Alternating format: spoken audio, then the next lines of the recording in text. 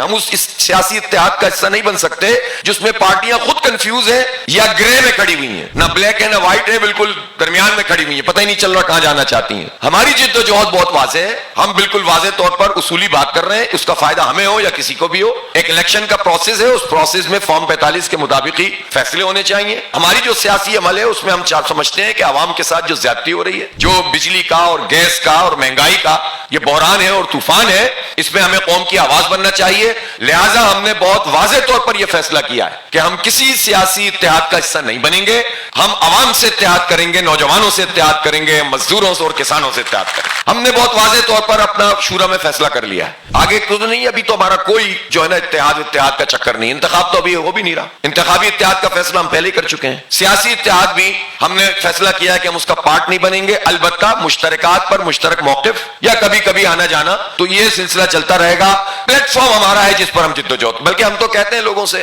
کہ آپ اپنے اپنے پلیٹ فارم سے ذرا کچھ کریں نا، کچھ ماحول بنے تو پھر دیکھیں گے، لیکن خود تو کچھ کرتے نہیں ہیں۔ چاہتے ہیں کہ آپ کی محنت، آپ کی کوشش، کارکنوں کی ہمارے قربانیاں، اور کبھی قومی اتحاد میں ہم قربانی دے رہے ہوں، کبھی IGI میں قربانی دے رہے ہوں، کبھی MMA میں قربانی دے رہے ہوں، ہم تو ادھر رہ جائیں وہ ادھر چلے جائیں، یہ نہیں چلے گا بھائی۔